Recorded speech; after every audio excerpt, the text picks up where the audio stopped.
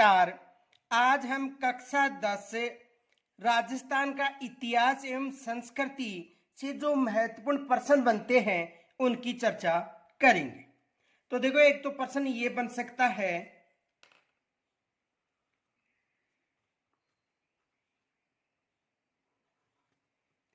Colonel James Tod ने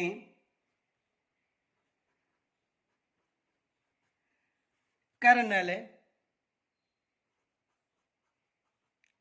James Tod ने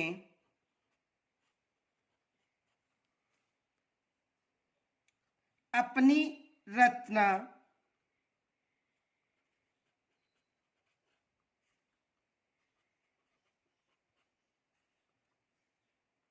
annals and antiquities of Rajasthan annals and antiquities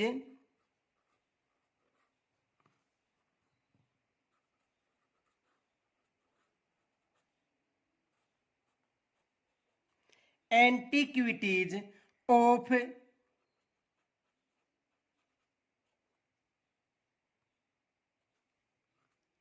Rajasthan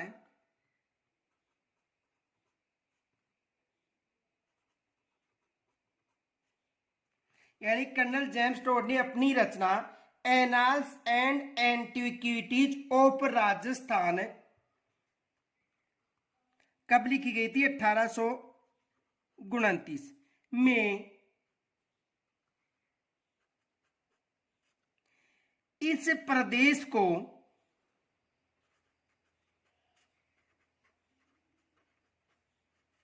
यानी वर्तमान जो राजस्थान है उसकी बात करें, इस प्रदेश को किस नाम से पुकारा गया था?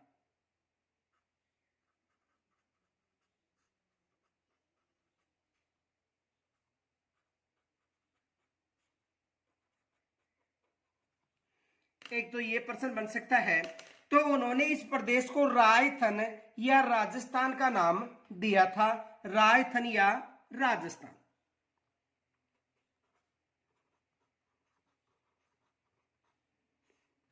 रायथन, रायथान या राजस्थान।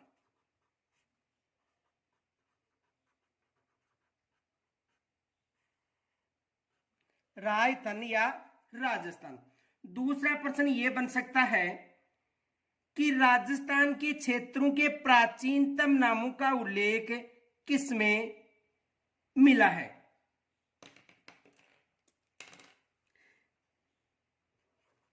राजस्थान के क्षेत्रों के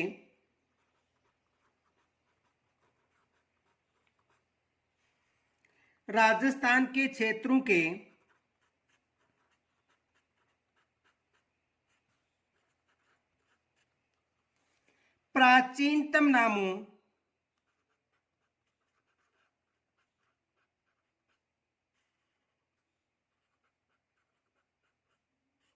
का उल्लेख मिला है।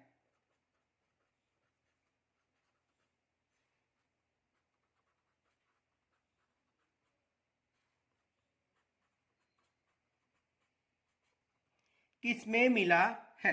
यह भी एग्जाम में प्रश्न बन सकता है कि जो राजस्थान के प्राचीनतम जो नाम है उनका उल्लेख मिला है। तो राजस्थान के जो प्राचीनतम का नाम मिला है उल्लेख, वो ऋग्वेद में मिला है।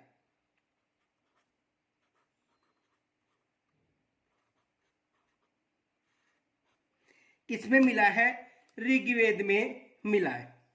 दूसरा प्रश्न यह बन सकता है कि जोधपुर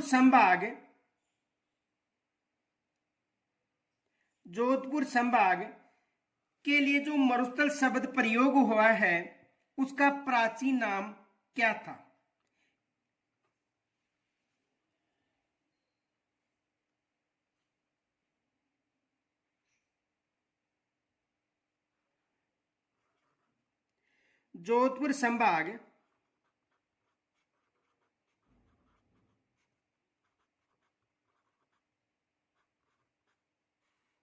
जोधपुर संभाग के मरुस्थल के लिए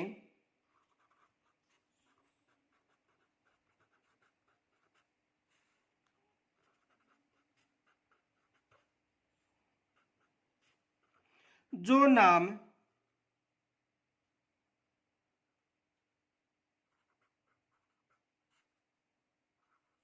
लिया गया है उसे प्राचीन समय में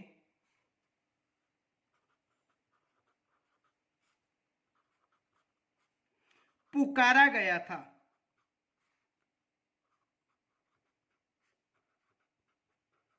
तो प्राचीन समय में इसे मरु और धानवी दोनों क्षेत्रों के नाम से पुकारा गया था।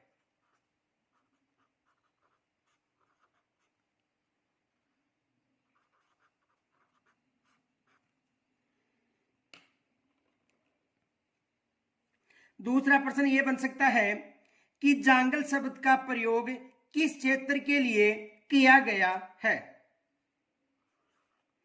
जांगल शब्द का प्रयोग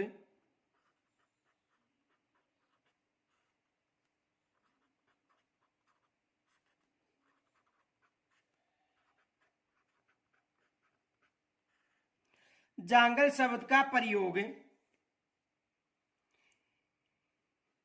किस क्षेत्र के लिए किया गया है।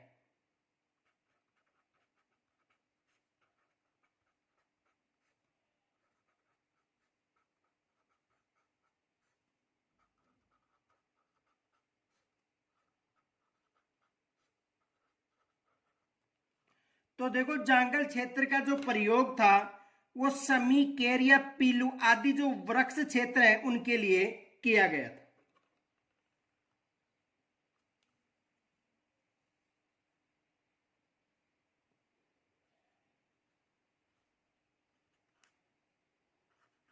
जहां समी, केर या पीलू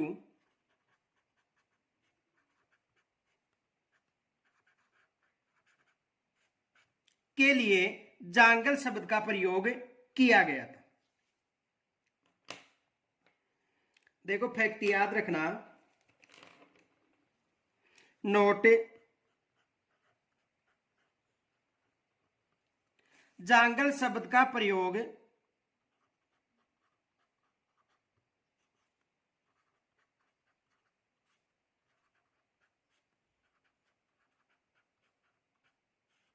जांगल शब्द का प्रयोग उस क्षेत्र के लिए किया गया है उस क्षेत्र के लिए किया गया है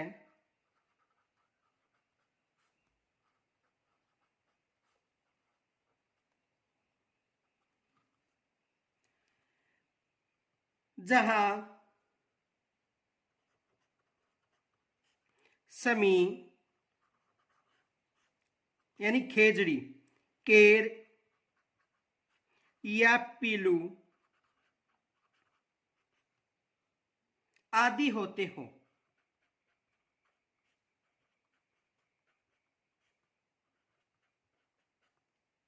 ये याद रखना। दूसरा प्रश्न ये बन सकता है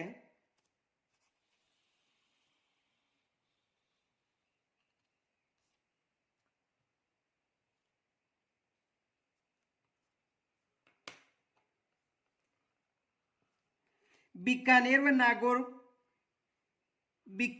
नागौर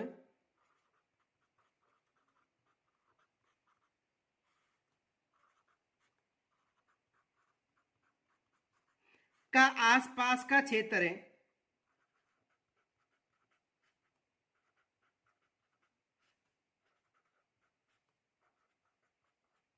कहलाता था।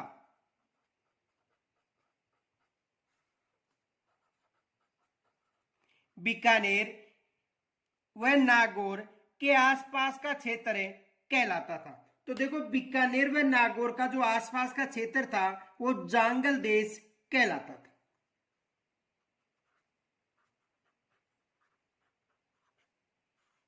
जांगल देश यानी बीकानेर व आसपास का क्षेत्र जांगल देश कहलाता था।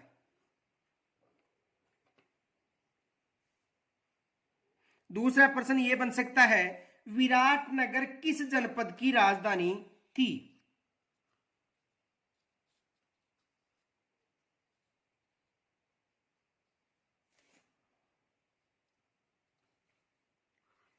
विराटनगर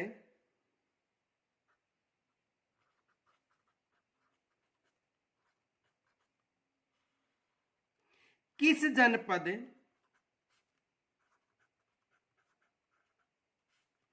की राजधानी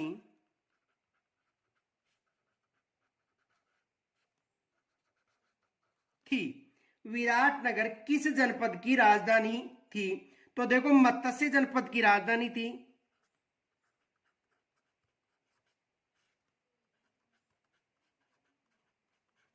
किस जनपद की राजधानी थी? मत्स्य जनपद की राजधानी थी। और मत्स्य जनपद का उल्लेख महाभारत में भी मिला है। उल्लेख कहां पर मिला है? महाभारत में।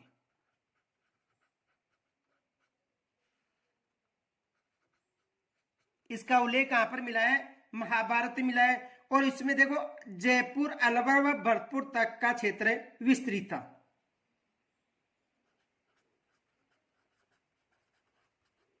जयपुर, अलवर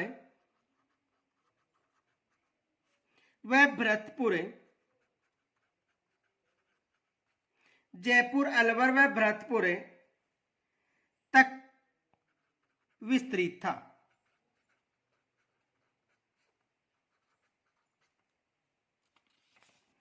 दूसरा प्रश्न यह बन सकता है,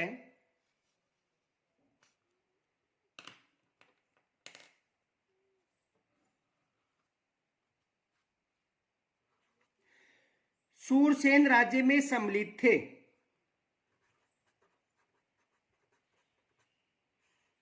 सूरसेन जनपद या राज्य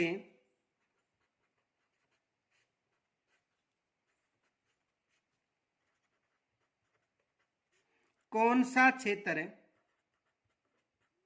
शामिल था?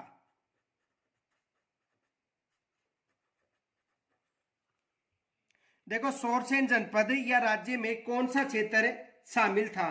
तो देखो, इसमें भरतपुर के मथुरा क्षेत्र से सटे हुए क्षेत्र, धौलपुर व करौली के अधिकांश भाग सम्मिलित थे।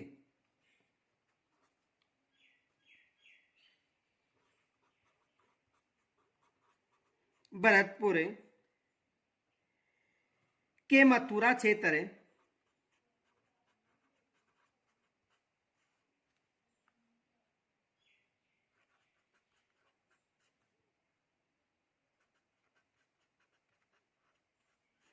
भरतपुर के मथुरा क्षेत्र से सटे हुए क्षेत्र, धौलपुर एवं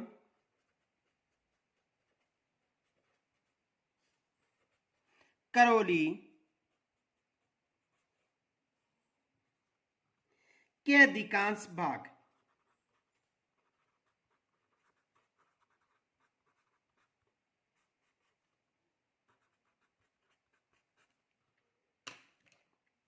दूसरा प्रश्न यह बन सकता है, माही नदी के पास के प्रतापगढ़ के भूभाग को कहा जाता है? देखो, इसका उल्लेख महाभारत में भी मिला, यह भी याद रखना, इसका उल्लेख महाभारत में भी मिला है।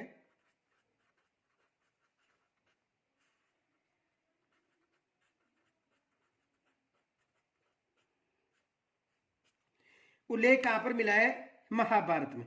दूसरा प्रश्न यह बन सकता है, माही नदी के पास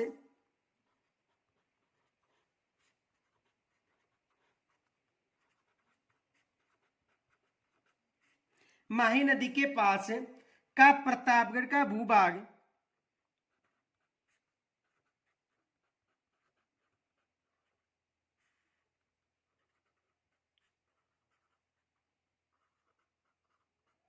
प्रतापगढ़ के भूभाग कहलाता है।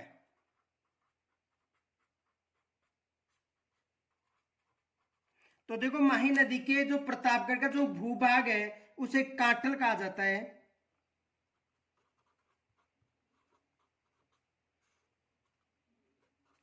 यानी उसे काठल के नाम से जाना जाता है। किस नाम से जाना जाता है? काठल के नाम से जाना जाता है। यह भी याद रखना, किसके नाम से? काठल के नाम से।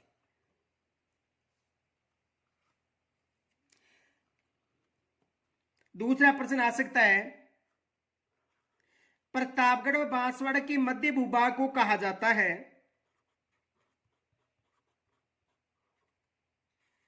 प्रतापगढ़ व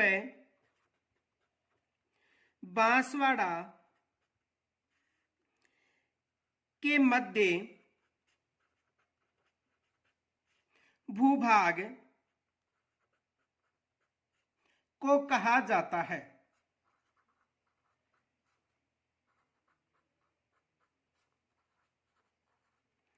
तो देखो, प्रतापगढ़ व बांसवाड़ा के मध्यवर्ती भूभाग को छप्पन का मैदान कहा जाता है।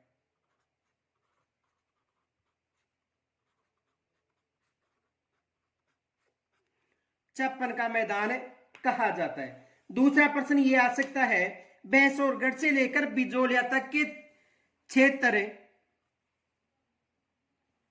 को कहा जाता है।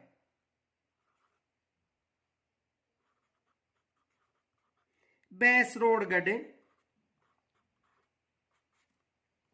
से लेकर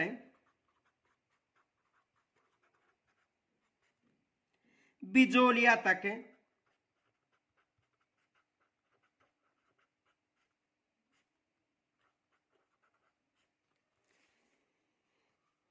के क्षेत्र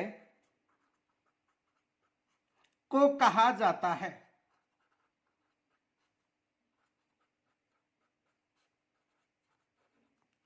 तो इस क्षेत्र को उपरमाल के नाम से जाना जाता है।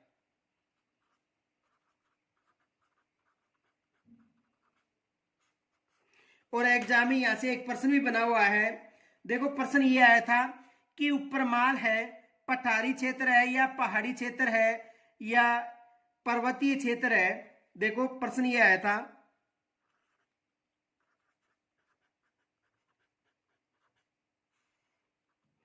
उपरमाल है। वहां पर ऑप्शन थे, ए में पठारी क्षेत्र, ब में पहाड़ी, स में पर्वत और द में सभी। तो देखो, उपरमाल एक पठारी क्षेत्र है। उपरमाल क्या है? एक पठारी क्षेत्र है। यह भी याद रखना, एग्जाम में प्रश्न आया हुआ है। उपरमाल है, पठारी है, पहाड़ी है, पर्वत या सभी। तो पठारी क्षेत्र है। कौन सा क्षेत्र है? पठारी क्षेत्र। दूसरा प्रश्न यह बन सकता है,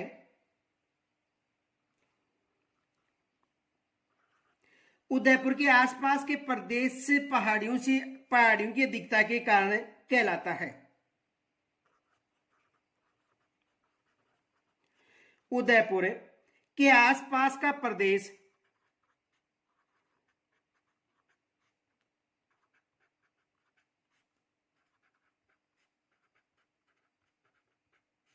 उदयपुर के आसपास का प्रदेश पहाड़ियों की अधिकता के कारण पहाड़ियों की अधिकता के कारण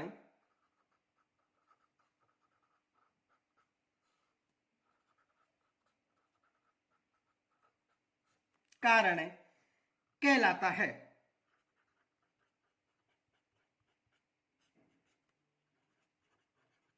तो देखो, पहाड़ियों की अधिकता के कारण ये क्या कहलाता है? गिरवा।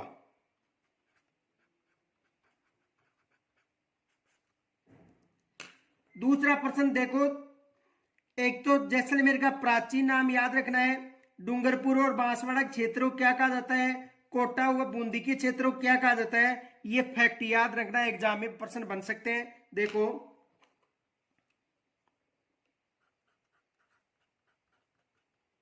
जैसलमेर का प्राचीन नाम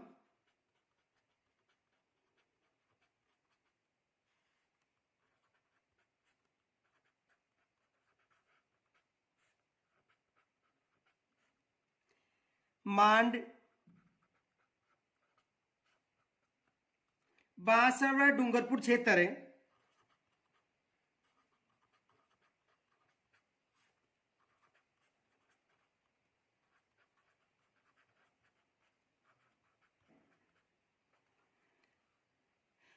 बांगड़, कोटा और बूंदी का प्रदेश,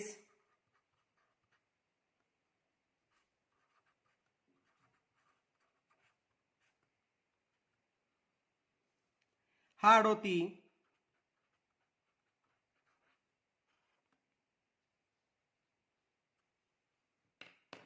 और सीकर, चूरू, झुंझुनू शेखावाटी के नाम से जाने जाते हैं।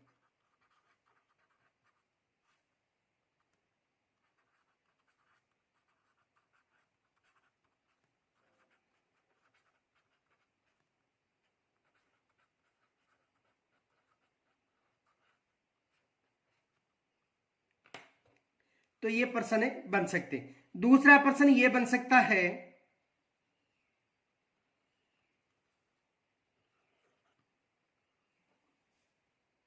कालीबंगा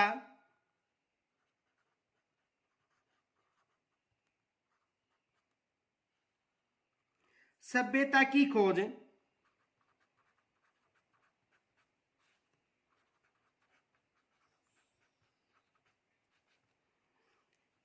की खोज किन्होंने की थी?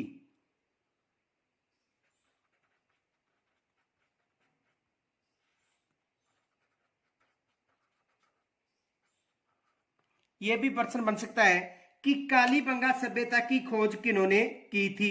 तो देखो, कालीबंगा सभ्यता की खोज 1952 में अमलानंद घोष ने की थी। 1952 में अमलानंद घोष ने की थी। तो यह भी प्रश्न बन सकता है।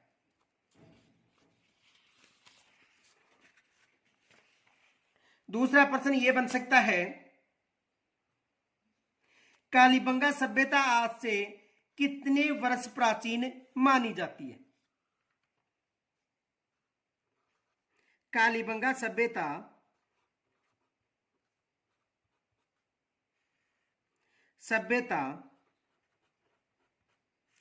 आज से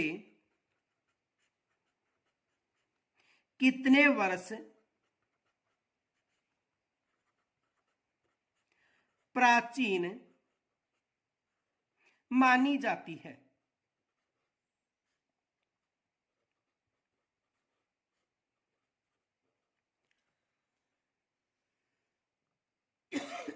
यह भी एग्जाम में प्रश्न बन सकता है। तो यदि आज से पूछे तो 6000 वर्ष से भी अधिक प्राचीन मानी जाती है।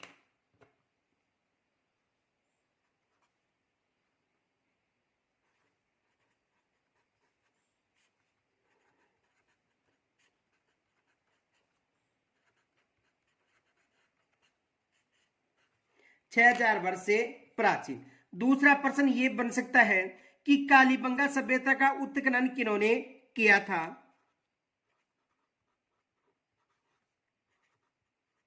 कालीबंगा सभ्यता का उत्खनन किन्होंने किया था?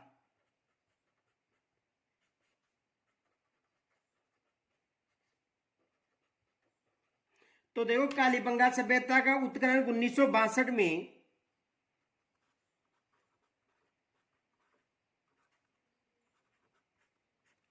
बीबी लाल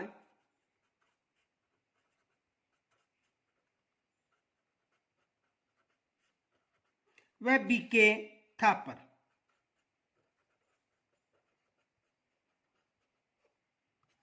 यानी 1961-62 में बीबी लाल व बीके थापर ने जो कालीबंगा सभ्यता थी उसका उत्खनन किया था। दूसरा प्रश्न बन सकता है, कालीबंगा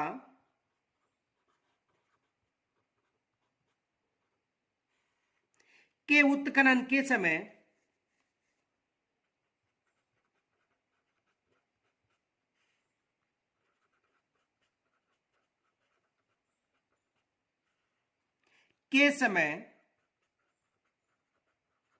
कितने स्तर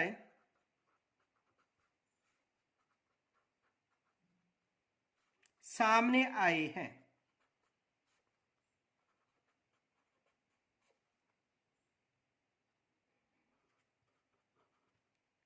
तो देखो 5 स्तर सामने आए हैं।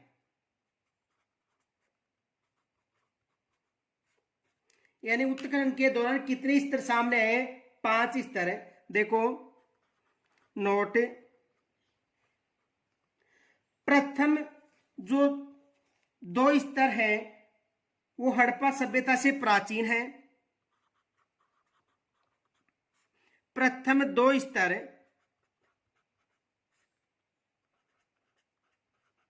हड़प्पा सभ्यता से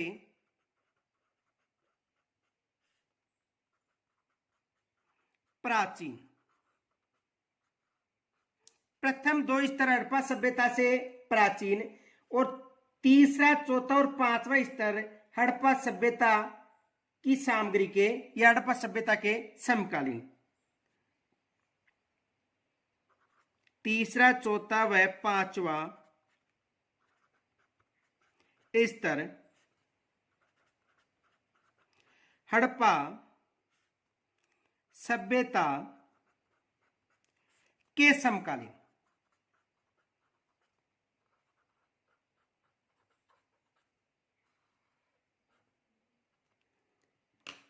दूसरा प्रश्न यह बन सकता है कि कालीबंगा सभ्यता को कितने भागों में बांटा गया था? तो इस हिसाब से कितने भागों में बांटा गया था?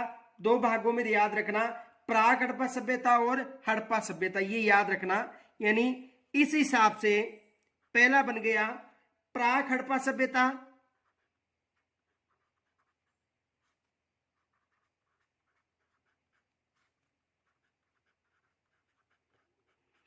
और दूसरा बन गया हड़प्पा सभ्यता।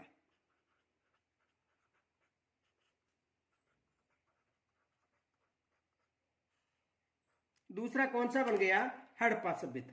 दूसरा प्रश्न यह बन सकता है कि किस सभ्यता के उत्खनन से खिलौना, बैलगाड़ी, हवन कुंड, लकड़ी की नाली व बेलनाकार मोहर मिली है?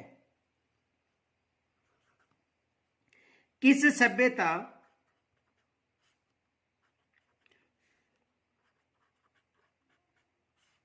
के उत्खनन से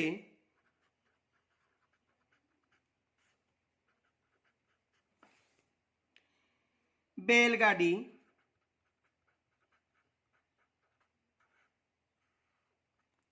हवन कुंड,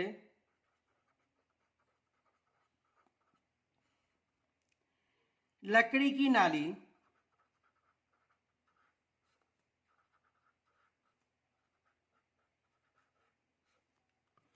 व बेलनाकार मोहर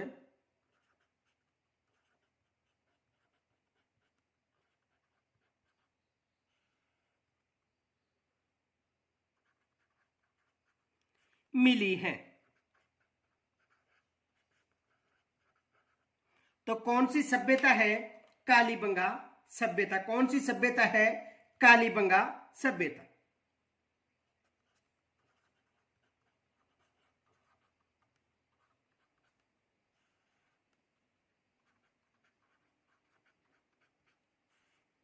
कौन सी सभ्यता है? कालीबंगा सभ्यता। देखो कालीबंगा सभ्यता नगरीय सभ्यता है एक तो,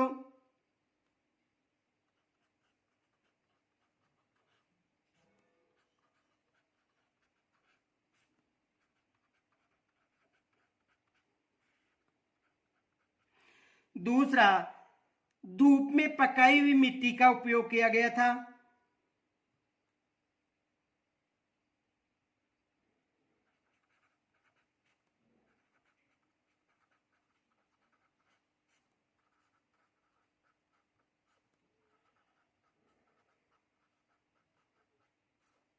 ये विशेष याद रखना, यहां से एग्जाम में प्रश्न बन सकता है। दूसरा प्रश्न बन सकता है, देखो कि कालीबंगा सभ्यता में उत्खनन के दौरान मस्तक शोथ बीमारी के इलाज का भी पता चला है।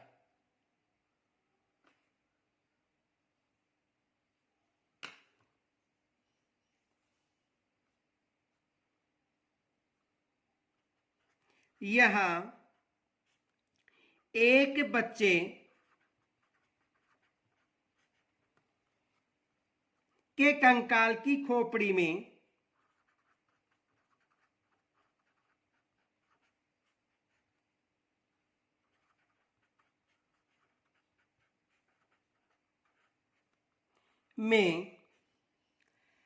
6 छिद्र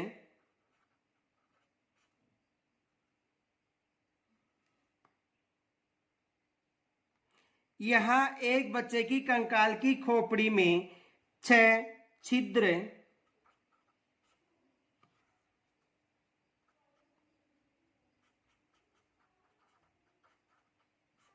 पाए गए हैं।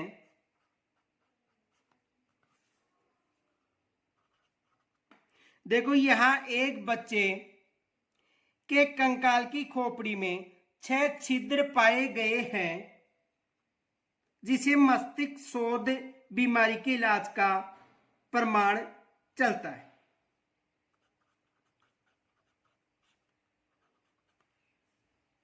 मस्तिष्क शोध बीमारी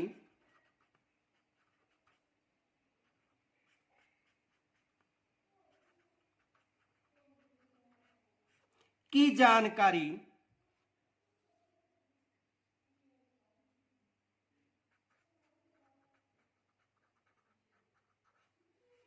का पता चलता है। तो ये भी एग्जाम में प्रश्न बन सकता है। दूसरा प्रश्न ये बन सकता है कि जूते हुए खेत के साक्ष से कहां पर या किस सभ्यता से मिले हैं। तो ये भी याद रखना, कालीबंगा से जूते हुए खेत के साक्ष से मिले हैं।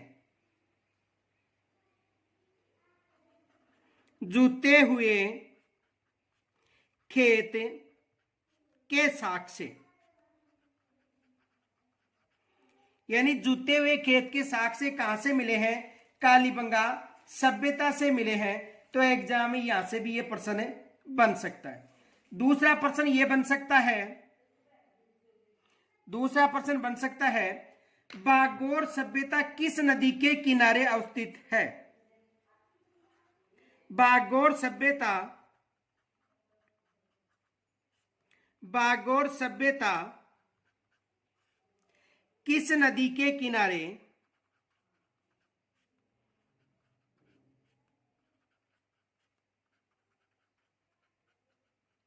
विकसित हुई है?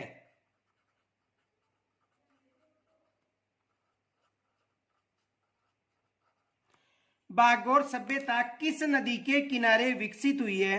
तो बागोर सभ्यता कोठ्यारी नदी के किनारे विकसित हुई है। किस नदी के किनारे? कोठ्यारी नदी। और कहां पर? भीलवाड़ा में। कहां पर विकसित हुई है? कोठ्यारी नदी के किनारे भीलवाड़ा में यह सभ्यता विकसित हुई है।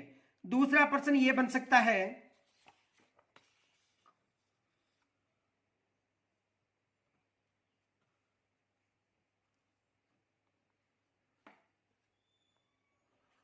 बेराट सभ्यता, बेराट सभ्यता भारत के किस जनपद की राजधानी थी? बेराट सभ्यता प्राचीन भारत में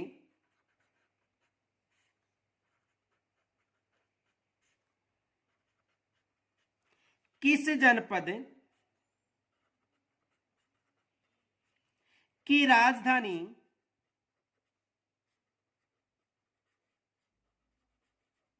थी? बेराट सभ्यता प्राचीन भारत में किस जनपद की राजधानी थी? मत्स्य जनपद की।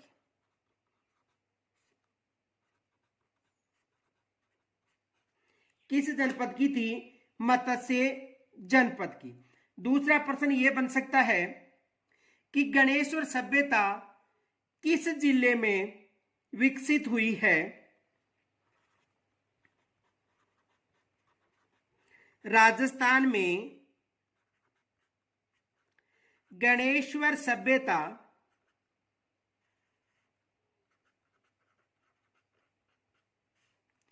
किस जिले में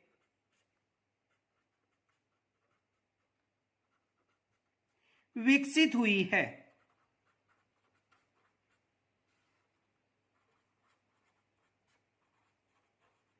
तो देखो नीम का थाना सीकर में विकसित हुई है।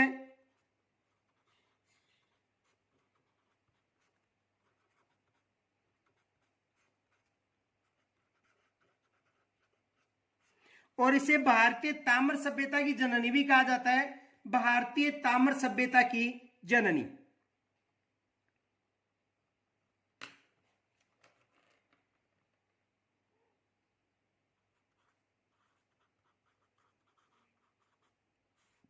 भारतीय ताम्र सभ्यता की जननी। और किस नदी के तट पर विकसित हुई है?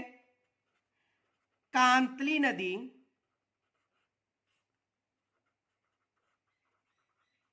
के तट के पास।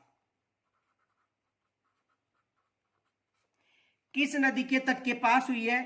कांतली नदी के तट के पास हुई है।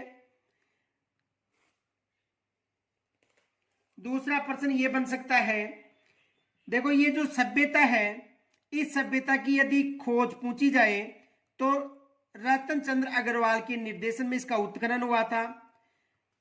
देखो रतन चंद्र अग्रवाल के निर्देशन में उत्खनन। और 2800 ईसा पूर्व की यह सभ्यता के अवशेष मिले यहां से। यहां से 2800 ईसा पूर्व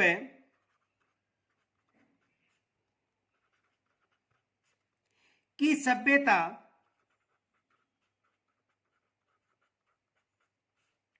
के अवशेष मिले हैं। देखो यहां से एग्जाम में प्रश्न बना सकता है, यहां से 2800 ईसा पूर्व की सभ्यता के अवशेष मिले हैं, यहां से एग्जामिनर प्रश्न बना सकता है। ये कक्षा 10 में ऐसा कैसा लिखा हुआ है। अब देखो एग्जामिनर यहां से क्या प्रश्न बना सकता है, ये याद रखना। देखो यहां से प्रश्न ये बन सकता है, गणेश्वर सभ्यता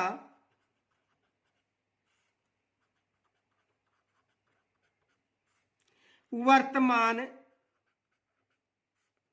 यानी गणेश्वर सभ्यता वर्तमान समय से। देखो यहां पर ईसा पूर्व की बात कर रहा है, लेकिन गणेश्वर सभ्यता वर्तमान या आज से कितनी प्राचीन मानी जाती है, कितनी प्राचीन मानी जाती है। यह प्रश्न बन गया कि गणेश्वर सभ्यता, देखो ईसा पूर्व 2800 और वर्तमान से कितनी मानी जाती है, यह आपको कमेंट्स के द्वारा बताना है। यह प्रश्न बन सकता है। यहां पर विशेष याद रखना, जैसे कालीबंगा सभ्यता आज से 6000 वर्ष पुरानी, लेकिन ईसा पूर्व से 4000 वर्ष पुरानी मानी जाती है। ईसा पूर्व की यदि बात करें तो 4000 कालीबंगा सभ्यता और आज से 6000। वैसे ही यह है ईसा पूर्व से 2800 ईसा पूर्व है, लेकिन आज से कितनी मानी जाती है, कमेंट्स के द्वारा आपको बताना है। और जो इसका कमेंट्स के द्वारा आंसर नहीं देगा 100% उसका वहां पर प्रश्न गलत होगा। यदि जो यहां पर कोशिश नहीं करेगा 100% उसका वहां पर प्रश्न गलत होगा, यह मैं कह रहा हूं दावे के साथ। दूसरा प्रश्न यह बन सकता है,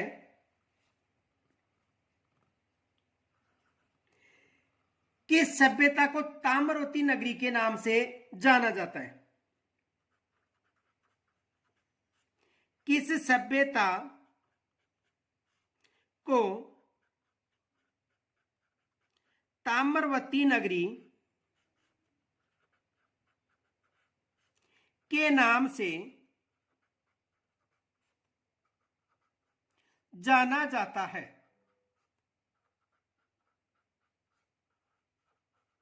तो देखो जो आहड़ सभ्यता है, कौन सी सभ्यता? आहड़ सभ्यता, उसे ताम्रवती नगरी, ताम्र सभ्यता की जननी तो केवल ताम्र सभ्यता की जननी गणेश्वर, लेकिन ताम्रवती नगरी आहड़ सभ्यता।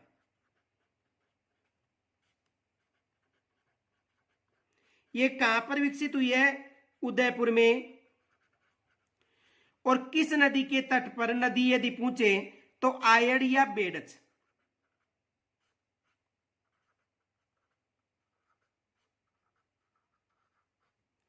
आयड़ या बेडच नदी। दूसरा प्रश्न यह बन सकता है कि राजस्थान में गुप्त शासकों के सिक्के कहां पर मिले हैं? राजस्थान में गुप्त शासकों के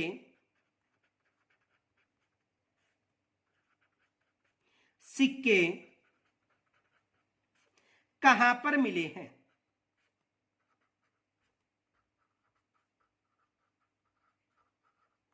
तो देखो, राजस्थान में यदि गुप्त शासकों के सिक्के की बात पूछी जाती है तो राजस्थान में गुप्त शासकों के सिक्के बयाना भरतपुर में। कहां पर मिला है? मिला है बयाना भरतपुर। बयाना भरतपुर में गुप्त शासकों के सिक्के मिले हैं। ये भी याद रखना, यहां से एग्जाम में प्रश्न बन सकता है। दूसरा प्रश्न ये बन सकता है कि लोहा गलाने की भट्टी व अस्त्र शस्त्र तथा उपकरण बनाने के कारखानों के अवशेष कहां मिले हैं? लोहा को गलाने की भट्टियां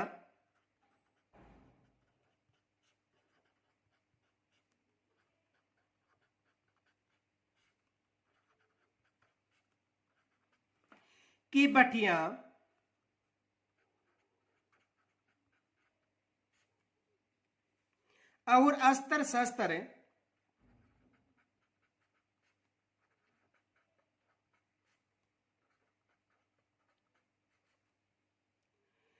तथा उपकरण बनाने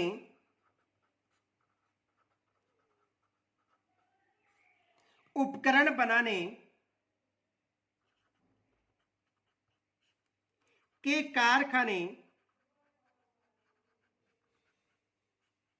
मिले हैं। तो कहां पर मिले हैं? जोधपुरा व सुनारी से।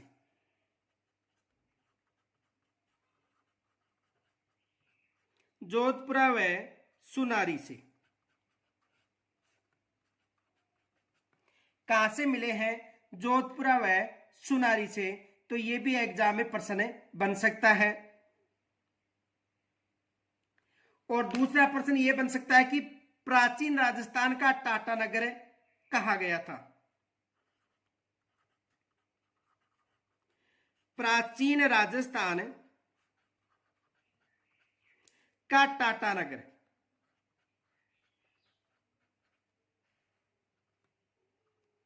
कहा गया था?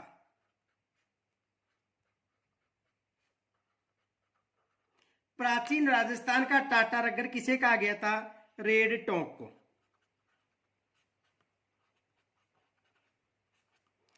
किसे कहा गया था?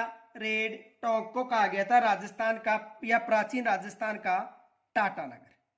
दूसरा प्रश्न यह बन सकता है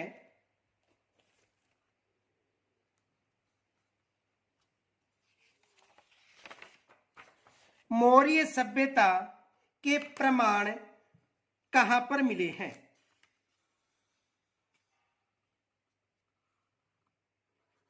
मौर्य सभ्यता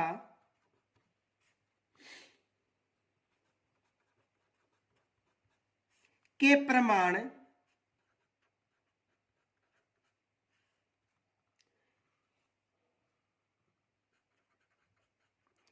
किस स्थान पर मिले हैं? यह भी एग्जाम में प्रश्न बन सकता है कि मौर्य सभ्यता के जो प्रमाण है वो किस स्थान पर मिले हैं? तो देखो, मौर्य सभ्यता की जो प्रमाण है वो बैराट से मिले हैं।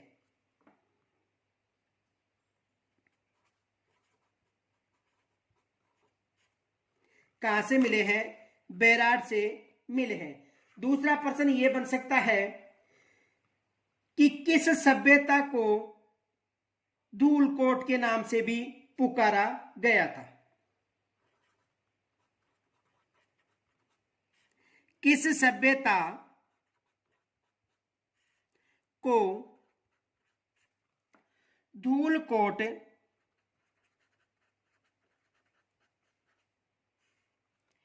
के नाम से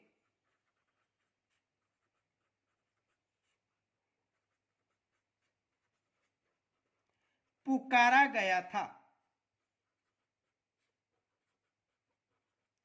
किस सभ्यता को धूलकोट के नाम से पुकारा गया था? तो किस सभ्यता को? आहड़ सभ्यता।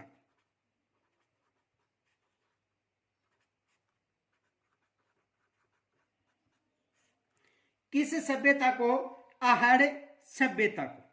और इस सभ्यता का जो उत्खनन था वो प्रोफेसर एच.डी. सांकलिया के निर्देशन में किया गया था। यह भी याद रखना, एग्जाम में प्रश्न भी पूछा गया था कि एच.डी. सांकलिया के नेतृत्व में किस सभ्यता का उत्खनन किया गया था। तो देखो फैक्ट याद रखना, नोट। सर्वप्रथम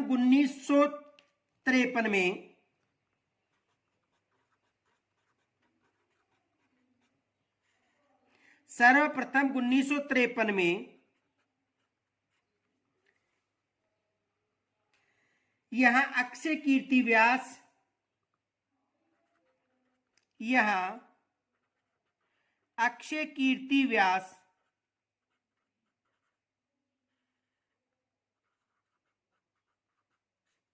1953 में अक्षय कीर्ति व्यास एवं उसके बाद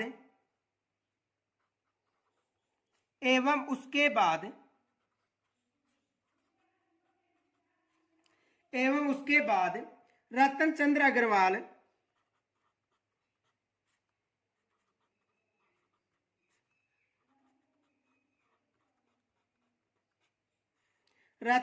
अग्रवाल व एच.डी. सांकलिया के निर्देशन में एच.डी. सांकलिया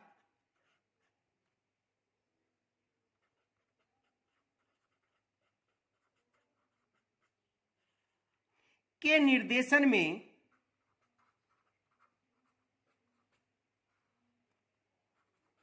उत्खनन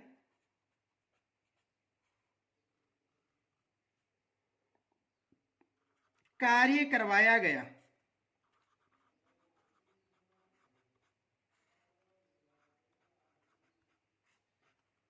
यह भी प्रश्न बन सकता है। दूसरा प्रश्न यह बन सकता है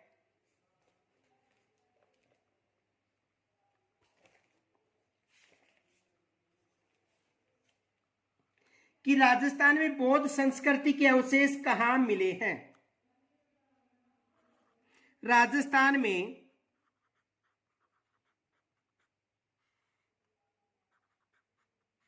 बौद्ध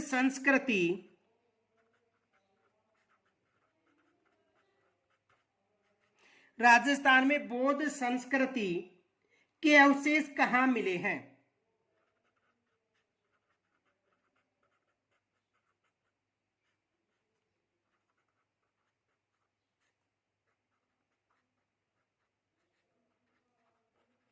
राजस्थान में बौद्ध संस्कृति के अवशेष कहां मिले हैं? तो बेराट से मिले। कहां से मिले हैं?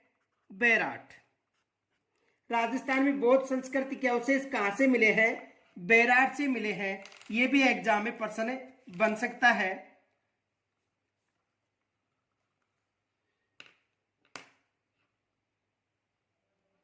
दूसरा प्रश्न यह बन सकता है कि किस सभ्यता में मृतकों को गहनों व आभूषणों के साथ दफनाया जाता था?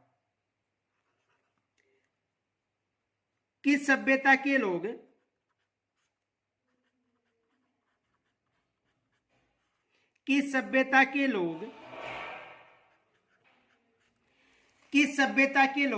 अपने मृतकों को गहनों व आभूषणों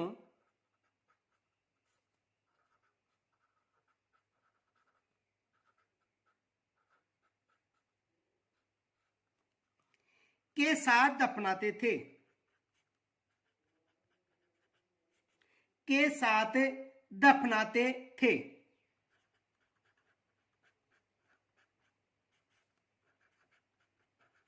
तो किस सभ्यता के लोग? आहड़ सभ्यता के लोग।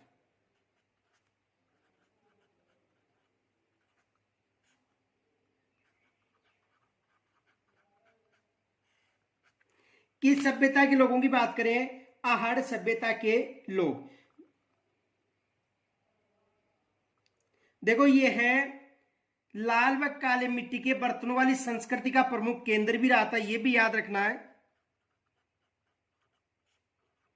लाल व काले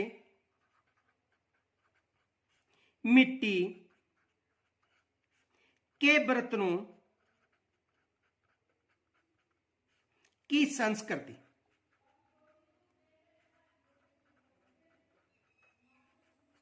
यानी लाल व काले मिट्टी के बर्तनों की संस्कृति का केंद्र भी रहा है कौन सा? आहड़ क्षेत्र। दूसरा प्रश्न ये बन सकता है कि गिलुंड सभ्यता का उत्खनन किनके द्वारा किया गया था? गिलुंड सभ्यता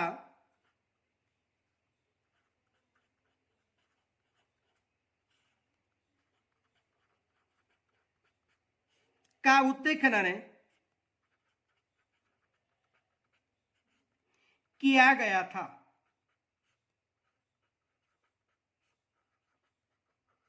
तो देखो गिलुंड सभ्यता का जो उत्खनन था 1957-58 में बीबी लाल के निर्देशन में किया गया था।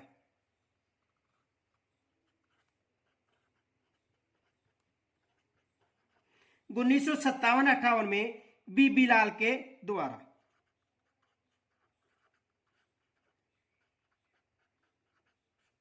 किसके द्वारा?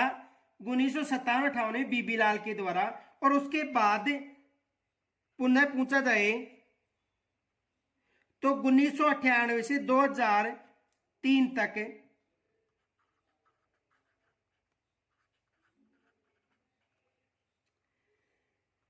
वीएस शिंदे व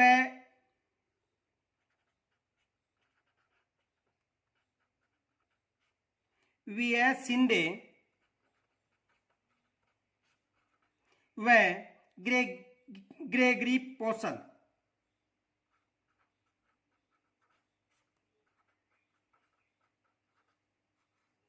के द्वारा किया गया था। दूसरा प्रश्न यह बन सकता है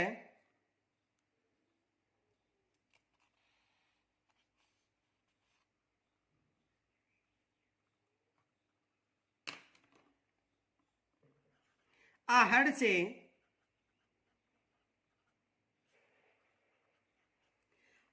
से पक्की ईंटों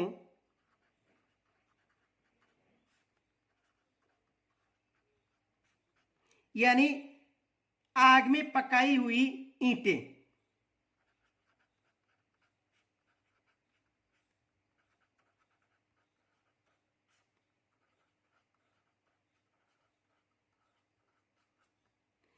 का उपयोग नहीं हुआ था।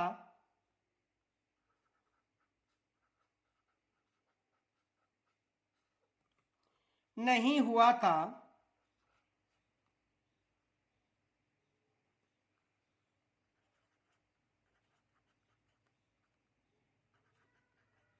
जबकि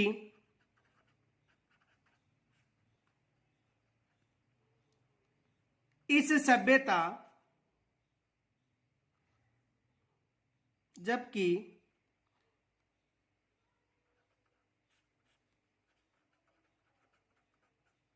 में हुआ था। तो देखो किस सभ्यता में हुआ था? गिलुंड सभ्यता। यानी आहार से पक्की ईंटों यानी आग में पकाई हुई ईंटों का उपयोग नहीं हुआ था, जबकि गिलुंड सभ्यता में हुआ था।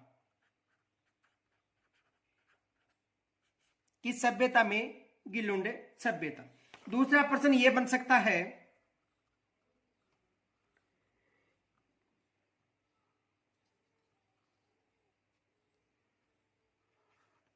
बागोर सभ्यता का उत्खनन किनके निर्देशन में हुआ था? बागोर सभ्यता का उत्खनन किनके निर्देशन में हुआ था?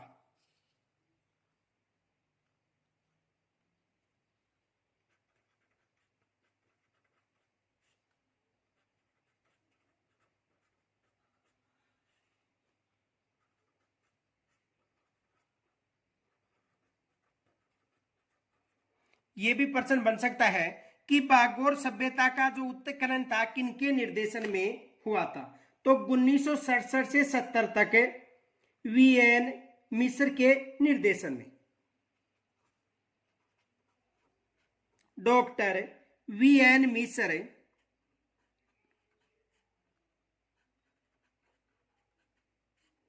के निर्देशन में।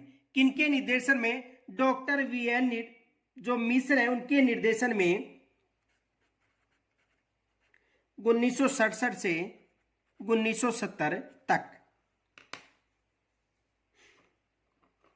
दूसरा प्रश्न यह बन सकता है, छेद वाली सुई किस सभ्यता से प्राप्त हुई है?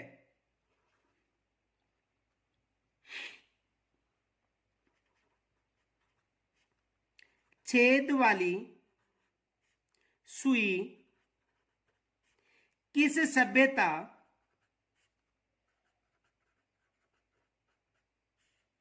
से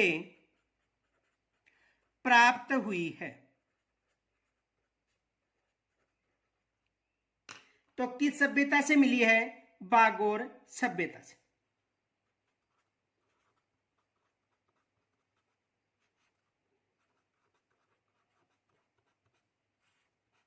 किस सभ्यता से मिली है? बागोर सभ्यता से। दूसरा प्रश्न ये बन सकता है कि भीनमाल सभ्यता का उत्खनन किन्होंने किया था?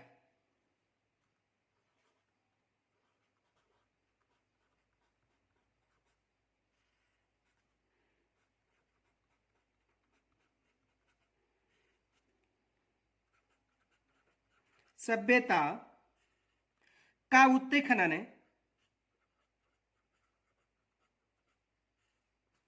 किया था।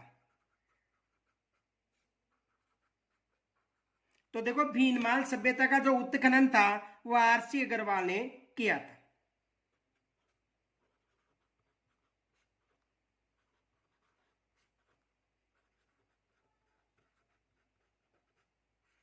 यानी रत्नचंद्र अग्रवाल ने किया था।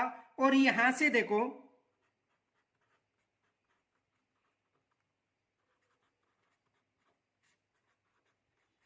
यहां से रोमन एम्फोरा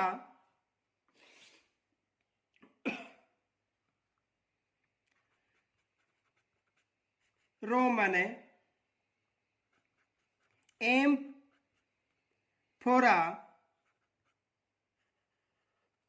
यानी सुरापात्र,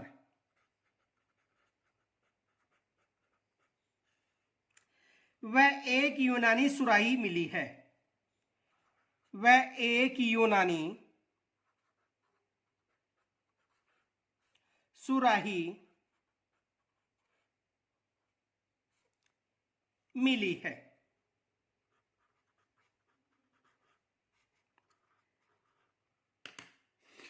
दूसरा प्रश्न यह बन सकता है,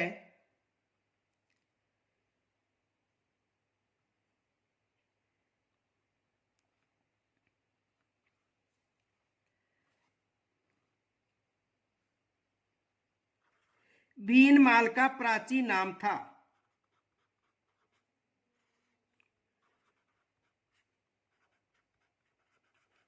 प्राचीन नाम था। तो भीनमाल का जो प्राचीन नाम था वो था श्रीमाल।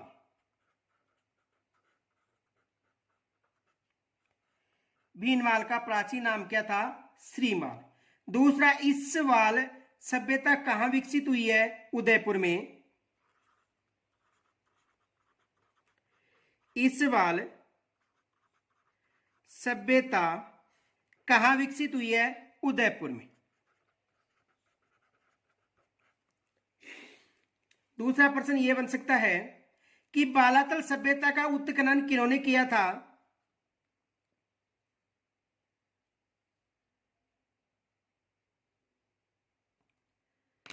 बालातल सभ्यता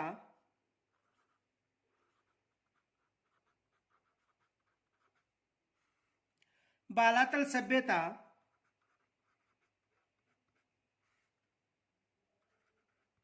का उत्खनन किया था। बालातल सभ्यता का उत्खनन किया था तो वीएन मिश्र ने, डॉक्टर वीएन मिश्र द्वारा। इनके अलावा देखो दूसरा प्रश्न यह बन सकता है कि राजस्थान में वैदिक सभ्यता के अवशेष कहां मिले हैं? दूसरा प्रश्न यह बन सकता है कि राजस्थान में वैदिक सभ्यता के अवशेष कहां से मिले हैं?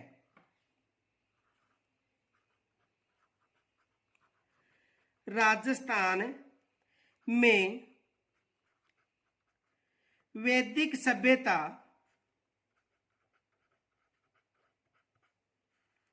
के अवशेष कहां से मिले हैं?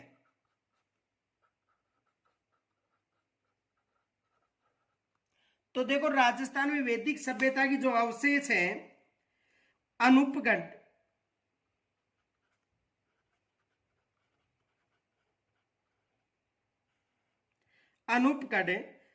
तरखान वाला डेरा,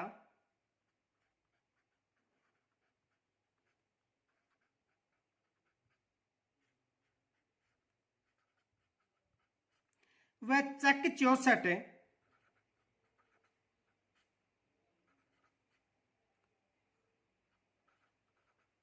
से मिले हैं। यानी अनूपगढ़, तरखन वाला डेरा व चक 64 से मिले हैं। दूसरा प्रश्न बन सकता है अशोक का भाब्रू अभिलेख कहां से प्राप्त हुआ है? अशोक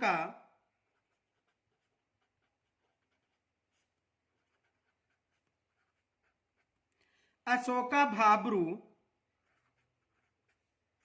अभिलेख कहां से प्राप्त हुआ है? तो देखो अशोक का भाब्रू जो अभिलेख है वो बैराट से प्राप्त हुआ है। कहां से प्राप्त हुआ है? बैराट से।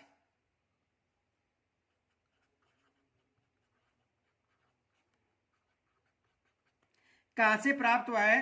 बैराट से, जो अशोक के बौद्ध धर्म का अनुयायी होने का सबसे पुख्ता प्रमाण माना जाता है। जो अशोक के बौद्ध धर्म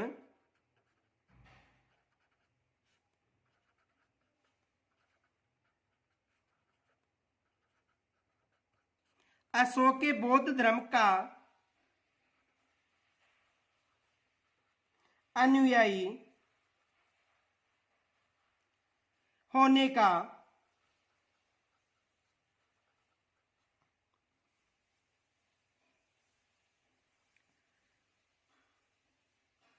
सबसे पुख्ता प्रमाण माना जाता है।